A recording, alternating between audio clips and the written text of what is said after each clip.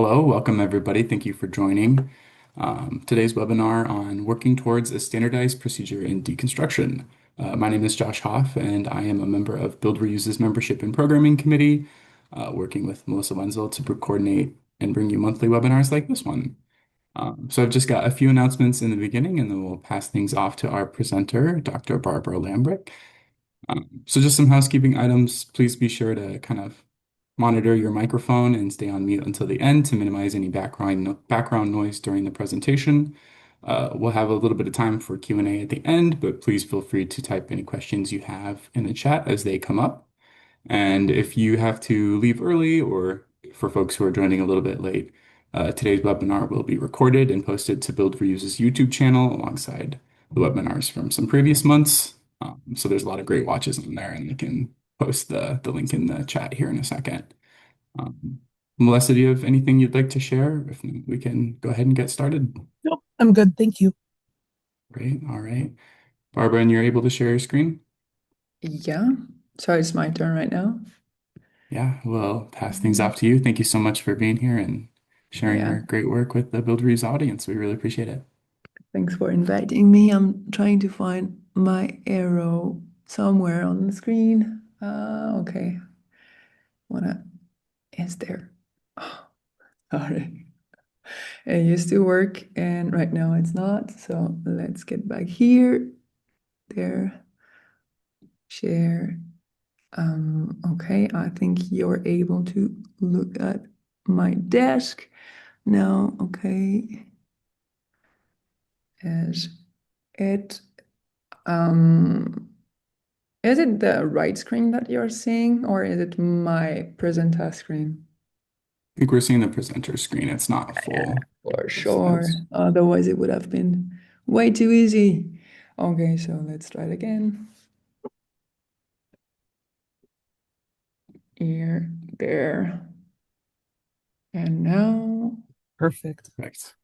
Yes, good. I will just close the window there, and I think I can start. Okay, so I guess I will start by introducing me. So if I can go on with the next slide. Yes, this is me last week receiving the Distinction 2025 award for my doctoral thesis, so which I'm about to present to you. And concerning my background, here is Barbara's natural habitat. So for 7 years, I restore, reconditioned, reinforced, transformed Parisian buildings. I handled over 80 sites, and as much as I loved my work as an architect, I eventually realized that this is not a building.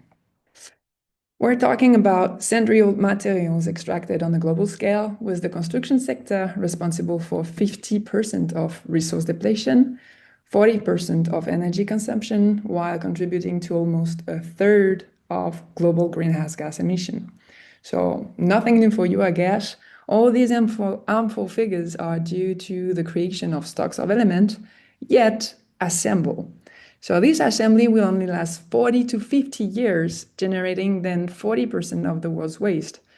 Recognizing that the production of waste and the establishment of stocks of elements are detrimental processes, the construction sector should rely mainly on existing material. We know how to pass from a stock to its assembly, but going the reverse way is unusual and is named deconstruction and reuse.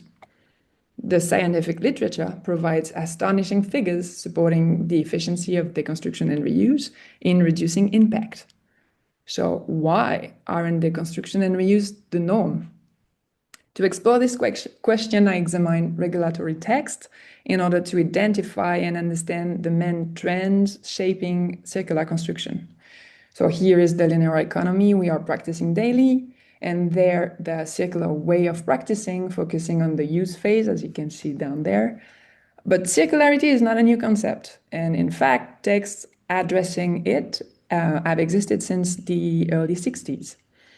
So I gathered nearly 150 regulatory texts that I was able to find online and translate into an understandable form, and then I categorized them.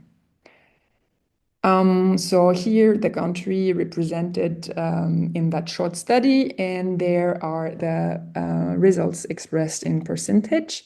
But if we are returning to our earlier illustration, 18% of the text addressed the upstreams phase of the linear process, 16% focus on circular practices, and a striking 66% concentrate on the downstream stage, waste. Let me explain why. So this is how the construction industry is operating in a linear economy. So it starts with extraction, then you have some matter transformed into elements that are assembled then through construction.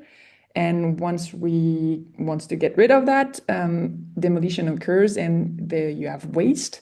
And you start again with extraction, matter transformed into element, etc. And this is what is recommended by the text. So start the same way, matter is transformed into element, then constructed and assembled. But then you're progressively going to the element phase again through deconstruction, and then you sort the element into matter or waste. But this is actually what is applied. The same linear construction way of doing things until waste, and then only we are sorting element into matters. So the industry cannot achieve true circularity as long as it continues to rely on demolition. Circularity requires integrating deconstruction into the sequencing of processes in line with the progressive loss of an element status. So here is the first takeaway. Without deconstruction, reuse is a myth. Choosing deconstruction over demolition is the construction industry's only chance at becoming truly circular. And in fact, this is relatively recent concern since demolition was once a form of deconstruction before the industrial era. Here are some pictures from that time, and reuse was consequently natural, as we actually are reusing for centuries. And to illustrate that, I will talk about St. Mark's Basilica, rebuilt after the fire in 976 with remaining of the Dutch Palace, the Church of St. Theodore, and 200 surrounding houses. But it looks like this at that time, before Spolia. So let's focus there on the four horses. They are dating back to the 2nd century and were placed in Constantinople racecourse in 203 until the Venetians brought them back when they sacked Constantinople in 1204. Then the French troops took them back in Paris in 1797 and placed them on the Carousel Triumphal Arch until 1815, being actually a copy of the Constantine Arch that has been built in less than 3 years, reusing element as highlighted here, a current practice at the time. So there are many, many examples of spolia all over the year. But in just a few generations, we've mistaken the exception, the linear economy, for the rule. Reuse has been the backbone of construction for centuries. Then came a short industrial episode that made us believe waste is normal and reuse a revolutionary idea. So let's stop treating it as innovation in a linear norm and instead start recognizing it as continuity through exceptional times. We tend to recall this only when the waste of materials becomes an unacceptable luxury. So to better understand these deconstruction and reuse practices, I choose to interview professionals in the field. So, and since deconstruction and reuse are waning in Switzerland, I took advantage of the Richard Morrison Prize and the FNS Mobility Grant to travel to North America, where the culture of reuse is much more vibrant, thanks to Build Reuse actually and its members. So over 6 months, I traveled across 9 states, held about 60 meetings and conducted 35 interviews. The initial goal was to collect procedures and data on deconstruction monitoring for potential adaptation to Europe. However, stakeholders approached the project more organically on a case-by-case basis. So as a result, I focused on visiting sites and interviewing a diverse range of stakeholders about their challenges. Instead of framing issues strictly as buyer or lever, I introduced the idea of challenges, which could be perceived in multiple ways. So yes, let's move on. So here are the participants' experiences and the places where I went. And there is the nuance factors as a result. So I applied both qualitative and statistical analysis to identify 14 factors, expanding on the existing literature. So the synthesis sorted by the factors with the most data entry. I guess you can see my arrow there. Yes, so what we can see is that the unusualness of salvage element and of the processes involved are the most frequently mentioned challenges, with processes related challenges right there, generating the highest numbers of responses in current time. Then structural element there remain the biggest obstacle. As you can see, it goes beyond here the mid part of the answers. So alongside with the pressure of capitalism that you can see right there going above the average line, while job opportunity here, community building right there, and tool development are perceived as key levers for progress. So I will get back to that point later on. Another takeaway here, leading to the following chapters, the complexity and independency of influencing factors must be addressed with strategies informed by a practitioner's experience. This relates to the study of existing processes used to determine the reuse potential of building elements, and have been enabling me to identify gaps and areas for improvement that can help overcome the challenges previously highlighted. So in academia, some studies are evaluating buildings for a different purpose based on either top-down or bottom-up approaches. I will use this building model representation to illustrate some of the limitations of the state of the research when applied to defining a reusable stock of elements. So moving to the scale of the building to the urban or micro scale, the representation of the elements would look just as much like dots. Yes, so here is how I represent these two approaches to building information. By way of example, here is how the material intensity studies provides information on the total building stock with data on matter there, tonnage and volume. The information on wood does not differentiate between structural timber, exterior cladding boards, or wooden window frame, which compromise the understanding of stocks of elements with very different capacities and uses. Data granularity is essential for reuse. There is concrete in the foundation of the building, but access to this part of the building stock, which requires the entire building to be dismantled first, then excavated and stabilized, limits the feasibility of deconstructing these parts, and their reuse in a corresponding project is also uncertain, depending on the quality of the soil, the loads, or the dimensions of the building. So it is therefore necessary to distinguish between stocks of building and not just on the basis of material. And in this case, to distinguish between what is reclaimable and what is not. Then concerning windows, material intensity or LCA studies would mainly focus on glass, but stocks of element could be defined according to various criteria.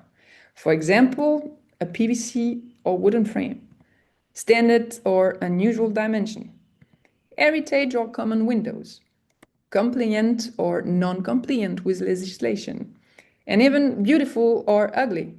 These dynamic criteria make up the stock of usable elements. So the criteria defining the stock must be identified. Then everything needs, we need to take into account the dynamic nature and the relationship, monitoring their evolution and interaction, leading then to the definition of the reusable stock. All that in order to be able to conclude to that the reusable stock of element is the overlay of availability, usability, and reclaimability criteria and variable. So we have therefore drawn up a strategy starting with the need to distinguish and understand the criteria defining each layer of stocks of element, then the mean of superimposing them with the aim of informing and defining the reusable element stock, corresponding to my thesis title. Now in the practical world, assessors are visiting buildings, observing, taking photos, scanning, knocking, disassembling, measuring. So documenting what exists is a tedious, time-consuming process, and all evaluations are very personal, as you can deduce, depending on the evaluator and the time available. So what I did is that I looked for practical evaluation processes within a large scope, including maintenance, obsolescence, and end-of-life phases. So first I collected 21 evaluation processes covering the breadth of the scope.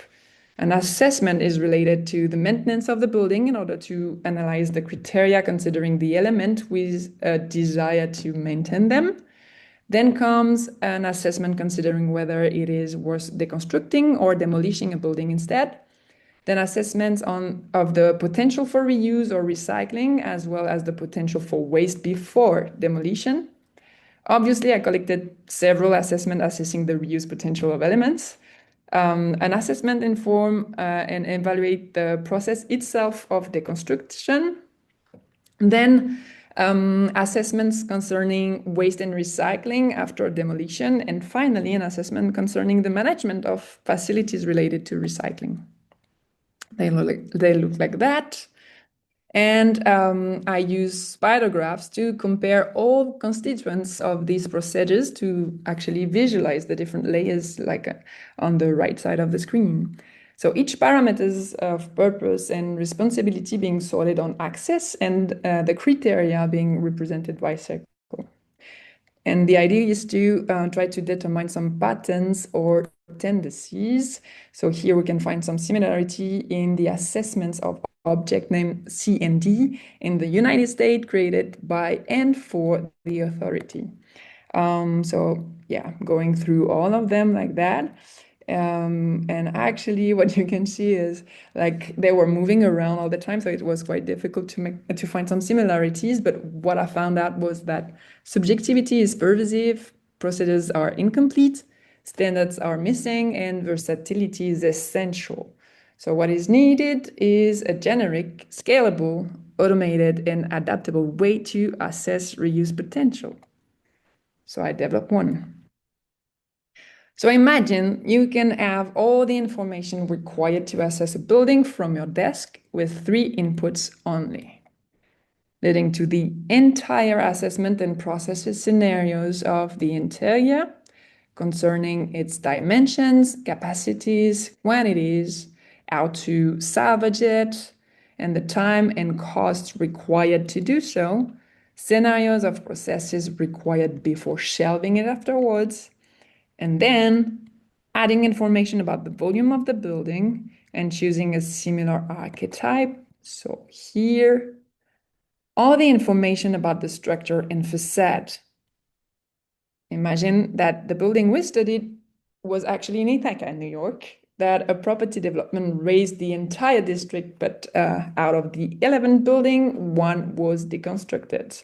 Thanks to Felix Heisel Circular Construction Lab, Diane's Cohen Reuse Finger Lake, Dave Benick Advices, and the City of Ithaca. And because the developer only gave the team 5 days, panelization was chosen. So as a result, the building was cut into slices so that these slices could be transported to the warehouse as quickly as possible. And that finally, once at the warehouse, the construction operations were carried out. So the operation was monitored so I could test my tool. So the tool is designed to generate inventories of elements, time, cost, impacts, and benefits of the construction based on hypothesis first. So indeed, the construction sector is extremely regulated.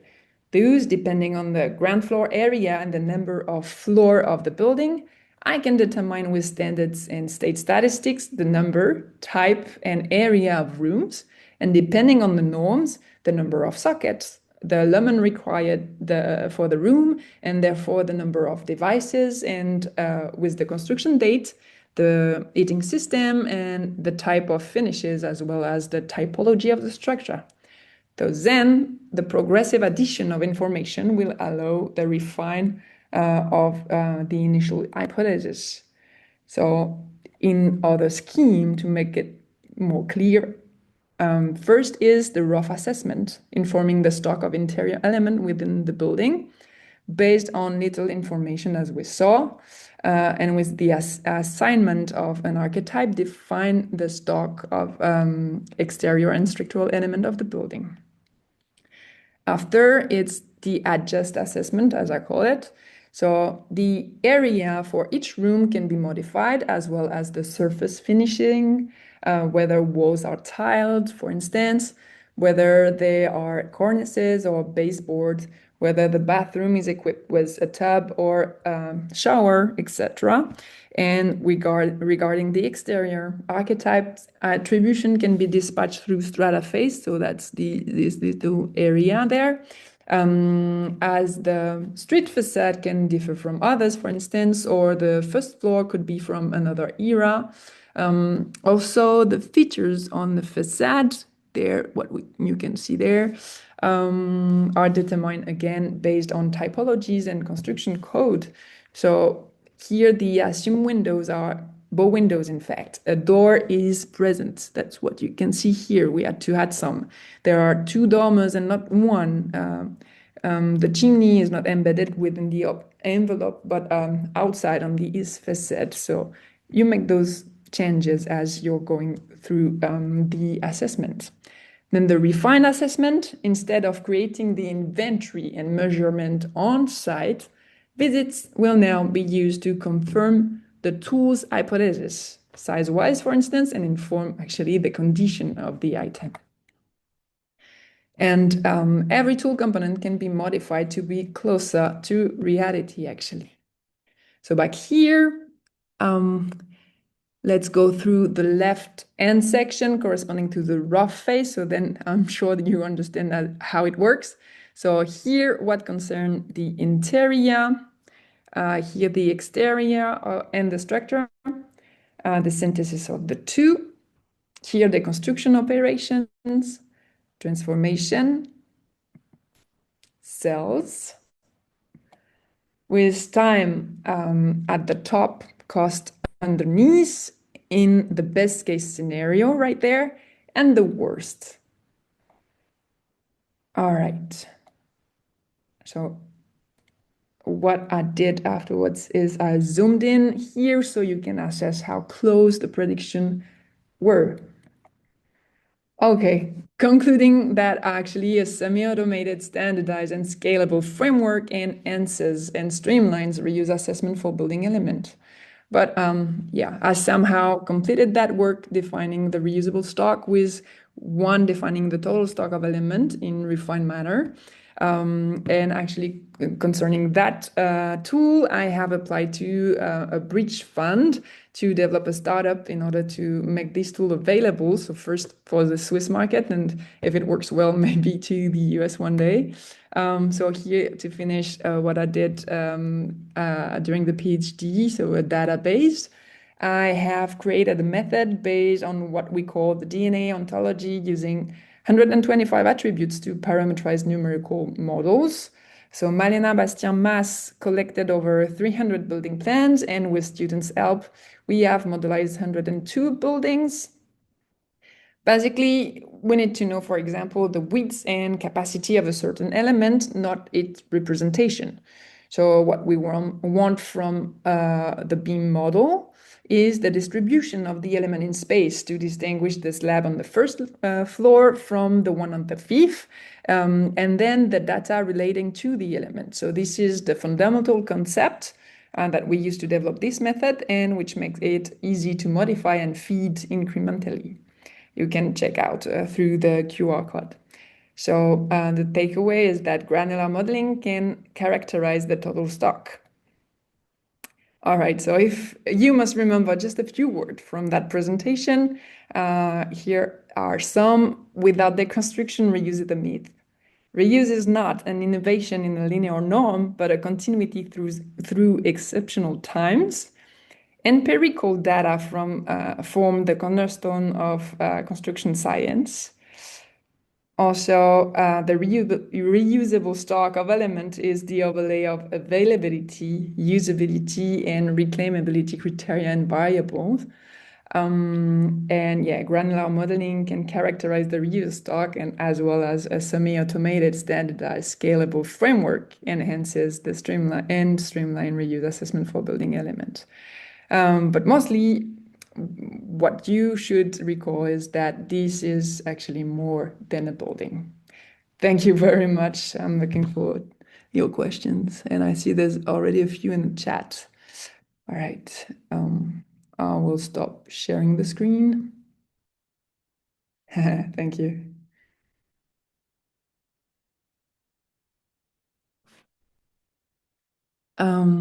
All right, so for the question, thank you very much for the comment. All right. A pilot or even post-project pilot for interior commercial office demo in New York should be wonderful. Yeah, All maybe right, so I can ask, what do you think your next steps are? It sounds like you're getting bridge funding to try to implement your tool at scale, but maybe if you can talk about what you're thinking your next steps are in addition to that, that would be great. yeah, so actually I don't have the bridge fund yet. I hope I will get it. I just apply for it. So if I get it, I will then develop some more archetype based on Swiss building. The idea is somehow also to couple the database we already constructed with maybe the tool as another step. But yeah, the idea is also to make the tool, because right now it's an Excel sheet that is quite complicated with a lot of formulas. And so first step is to make it more, how do you say, user-friendly, so that I can actually test the tool. So if you're interested also, I can send it to you as soon as it is available. Yeah, very much so. I'm the one who put the comment in about New York City, so Yeah, super cool. I'll Yeah. I'll try to connect with you after this. But really amazing work. Thanks so much for presenting. Thank you very much. So now there's a lot of question, I think. Um, there's even some French one. Oh, okay. People that I interviewed actually from in 2022. Yeah, Caroline, that was your comment I was reading actually. So, can I make the answer in English so everyone can understand? I guess so, yeah. So the question is like, did the tool were used during the job site, the site work in Ithaca with on Felix Heisel project? Actually, no, because I was developing the tool as they were doing the deconstruction, so I only could test the tool based on the results, what they monitored. So I developed the tool based on archetypes that look like the building. And then doing all the hypotheses, looking into codes in order to have some figures. And then I actually compare what the tool has generated with what actually they were able to salvage and then sell again.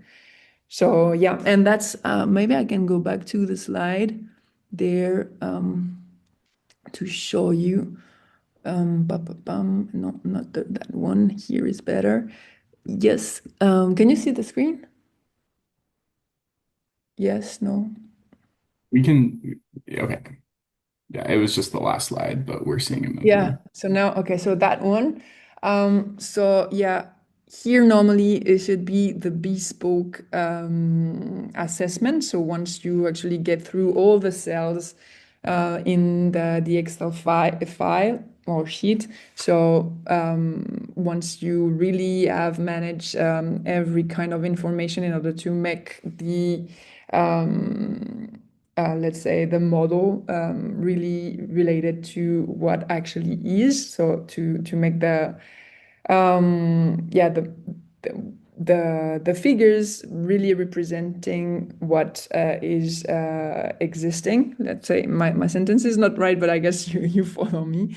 So normally it's here the bespoke assessment, and what you can see is a selection, because what happens is as the panelization occurs, so they kind of deconstruct the entire building somehow, and then once everything was at the warehouse, they started like denailing the elements. Or and actually when I went to Ithaca, they were denailing the stuff, and yeah, getting to the end of those kind of processes in order to be able to sell those elements afterwards.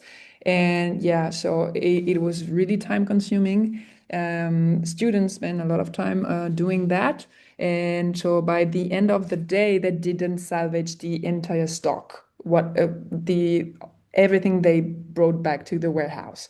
So that's why the end assessment of the image I was showing you is the selection, because then what I applied was the deconstruction of the entire building, as that's what they did, and only the cells of what they have sold by the end of the day. Yeah, was that clear? Yeah, makes sense. All right. As amended then. Thank you, Caroline. Um, not demolished. Yeah, I heard about. Thank you, Scott, for the comment. So yeah, I heard about this what the city of San Antonio has done. So that's really impressive. And actually, I followed the work of Sean Wood in Portland, and I did interview him in 2022. And yeah, that's impressive what you're doing in the US. That's super cool. Um, I am at Ryan. Common recently announced the development of a global building atlas with 3D models of all building. Yeah, actually, I saw that. That's Germany, right? Ryan, is it the German model? You're talking about the work from Germany? Yeah, I think it's yeah, German university, but I think they tried to map like every building everywhere around the world. And Yeah. so, would that be a good sort of basis as a preliminary sort of input, into the platform to really understand sort of what is out there? Yeah, actually, it could be helpful in also to determine what kind of archetype might fit to the building you try to assess. So yeah, could be a good way to start as well. I tried to get into the platform, but actually, I think it was buffering. There was too many people, or I don't know. I could not access yet to it, but I would love to go through it. Then Jessica, did you look at all at how to make assumption or categorize any structural system on materials for reuse? Yes, I will maybe.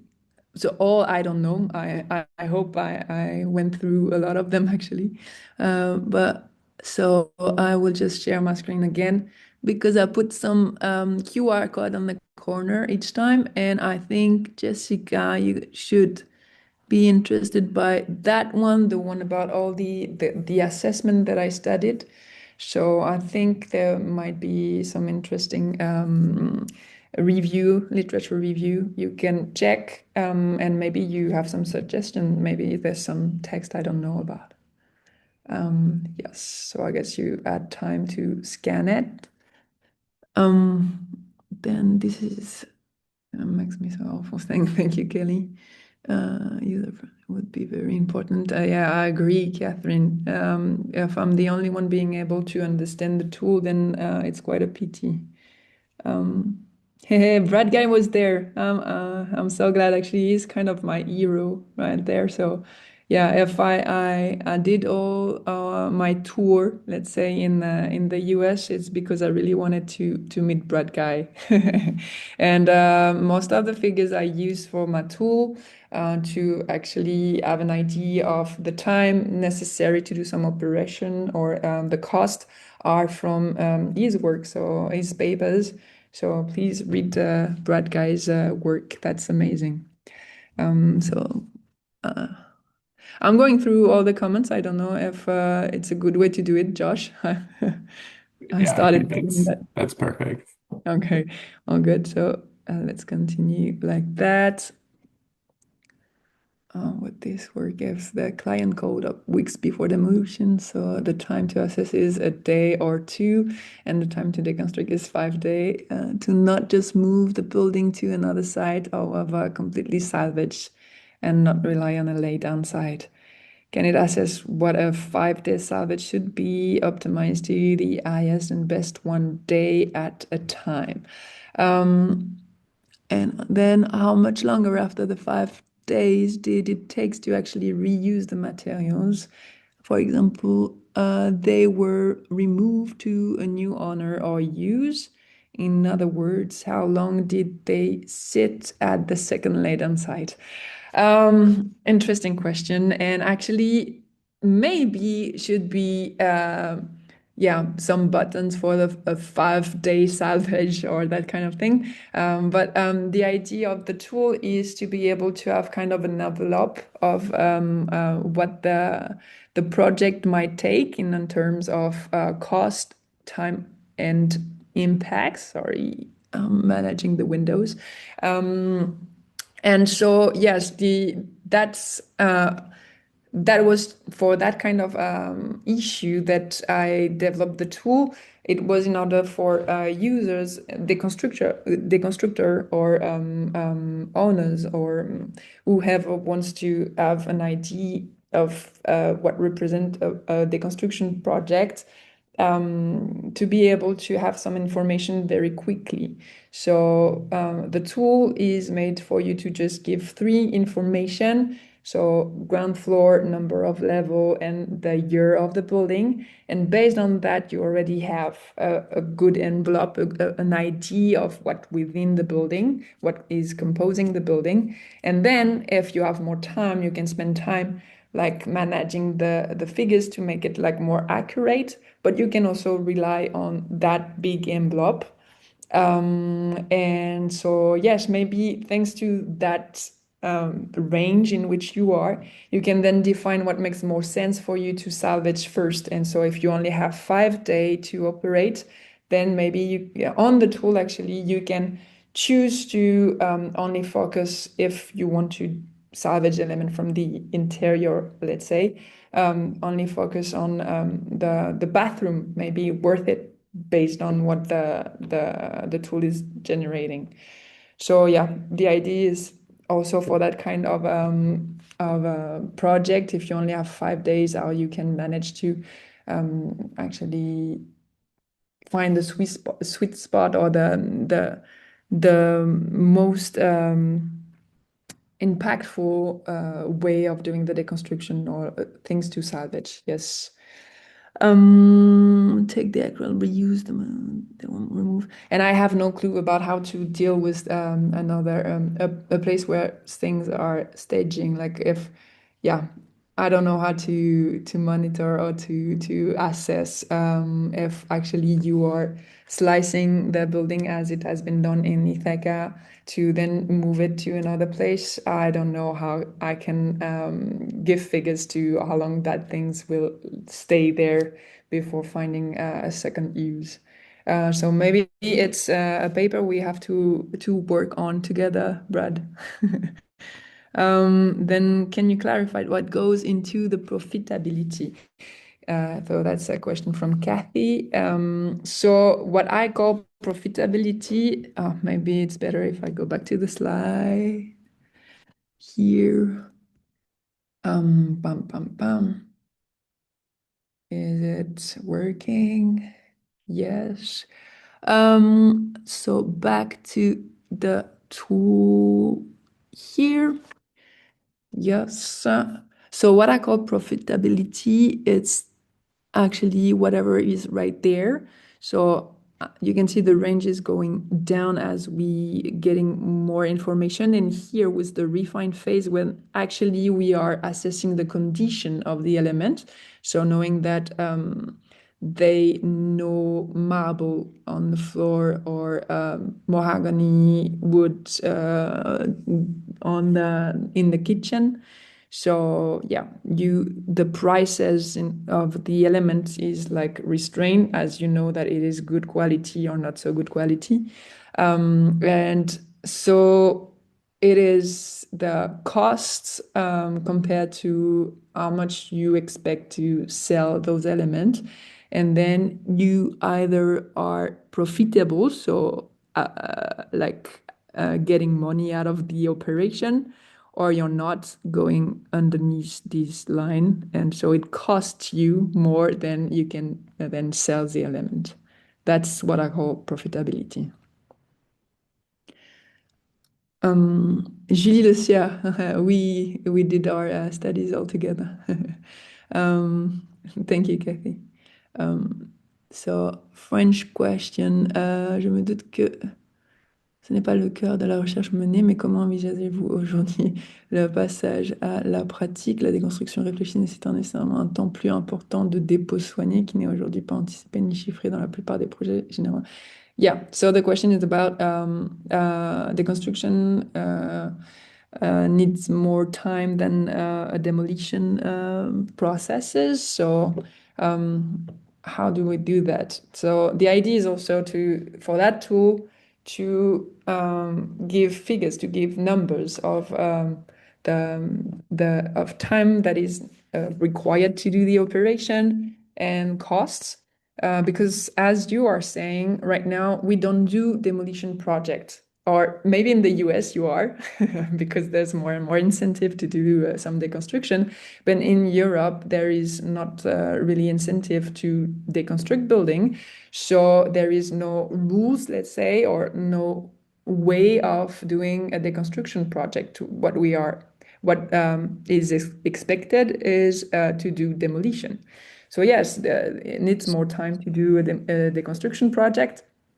And so what I hope is with that kind of tool being, so people will be able to actually frame the operation or have an idea of how long it will take. And actually, as the more we will do some deconstruction, the more efficient we will be also. So the tool will have to be refined as we are gaining some people or yeah.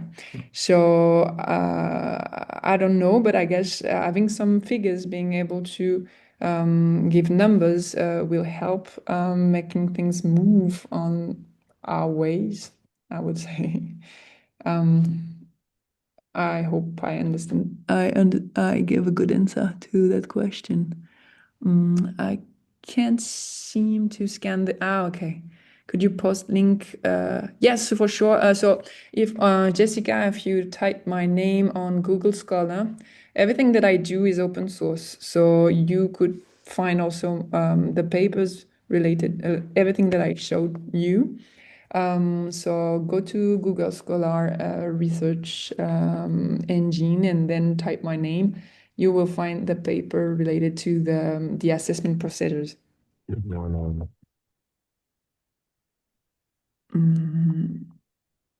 Then I continue the question, I guess. We still have some time, right? We look about 15 minutes left until the webinar ends, but Okay, so Vienna, inspirational tool created to support feasibility. Thank you so much for sharing this incredible work. Thank you very much. Are there any plans to offer consultant to apply this tool to communities that are not advanced in reuse? Perhaps it can offer education to reach aspiring goals and demonstrate feasibility and potential application. Yeah. The idea is also to mainstream deconstruction and reuse. So how I right now thought of the tool is there will be the rough assessment phase available to anybody for free. So everyone could have the first inputs, so giving only the three first information about the building. Everyone will have access to the big envelope. So that's the idea, because I also want research to be able to use the tool, also municipalities. So yes, if I manage to develop the tool, thanks to maybe Bridge Grant, if I get it, the idea is also to for anyone to use it freely. Then Ryan, do you have a sense of what formal standards are needed to facilitate deconstruction? Maybe I guess the thing also, so I guess in the US it works as well as in France or Switzerland that I'm more aware of. But so the architecture is phased. So in order for a project to go from conceptual phase to actually execution and being constructed. So I guess we can also think of a way to plan a deconstruction project as a construction project. So I guess it is at that simple. So just making deconstruction like a real project, being aware that actually it's not just to it's not just construction the reverse way, but actually a real thing and a real skill. So maybe there will be more experts in the field and very dedicated kind of area. So there will be, I don't know, architecture and deconstruction, and like there is arts and architecture, or history of architecture and construction. I don't know, like having its own field and phases related to it. That's my take. Maybe some people have another one because I feel like I'm the only one talking. That's a bit weird, but so feel free to take the lead also if people wants to debate or talk a little bit.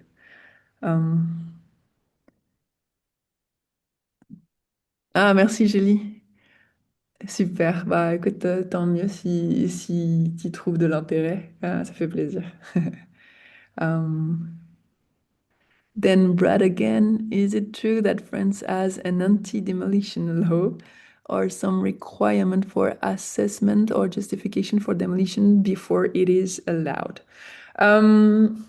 So I think quite a long time ago already, since 2017 maybe. Julie, maybe you can help me on that. But in France, we have the right to test. So that's how actually we were able to do some reuse in project, because there's a law like like that is the fact that you are not going to processes that are norms, let's say. So you can also do some bio-sourced materials or geo-sourced material. So you maybe don't have technical sheet from industry, but then you can prove that it is doable, and you can have certification, so ATEX in French, that prove that you are following the safety requirement. There's also ADEME, ADEME, that is providing some framework to assess element, but and I actually studied it in my journal paper. So because the framework is more about the waste than the element as element, but it still is quite a good tool, a good way to inform the practice. And there were some criteria that were very interesting and that you can actually transfer to maybe deconstruction instead of waste sorting. So yeah, there's a few things in France that are interesting.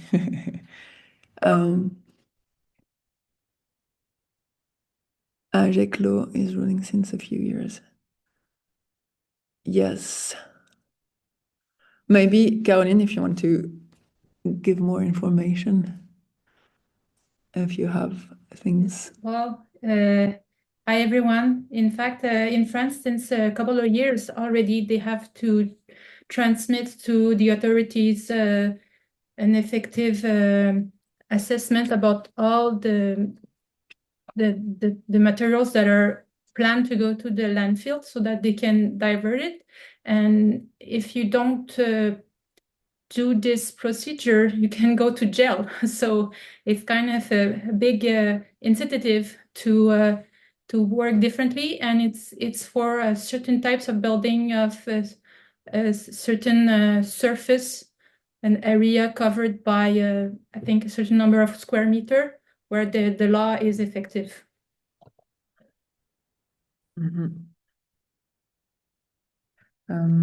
I'm looking for, I don't remember the name of those diagnoses. I remember it's 4 letter that means like element, matter, waste, something like that. In France, I can find it back and I will send it to you, Brad. But there's also now, since a year maybe, the obligation to do that kind of assessment before demolition, but then nothing is done. You just have the requirement to do an assessment, but you don't have any obligation of results. So I will find the name of this diagnosis. I will send it to you, Brad, as soon as I remember it. Amelie is there too. Okay. PEMD. Thank you, Caroline. That's right. That's the one. Yes, everyone. Okay, I think we went through P. It's right there. Caroline said it. Brad is there. Let me go back. Yeah, product, equipment, material, and waste. So, yeah. PEMD. And I think I went through all the questions so far. We still have 5 minutes. Perfect. Yeah, thanks so much for the presentation and discussion. We have time for like another question if someone wants to come off mute and ask their question. If not, we can wrap things up a little bit early. Give just a few seconds to see if anyone's got any lingering thoughts. Lots of people requesting to connect. That's great. Oh, yeah. Okay. So, first name, last name at EPFL .ch. I will write it down there. Or you can also find me on LinkedIn. I think it's also an easy way to connect. Oh, allons back. Yes. Great. All right. Barbara's email is in the chat for folks looking to connect. With that, I think we'll wrap things up. As a reminder, today's meeting was recorded, and we will be sending out the link to the meeting recording here in the coming days to all meeting registrants, as well as post it to the YouTube channel. So if you had a great time at this webinar, which I know you did, check out some of the ones we've done in the past on that YouTube channel there to learn some more. Barbara, thank you so much for joining us and sharing your time and expertise in this field and joining us at the end of your workday. We really appreciate it. So thank you so Thank you much. very much.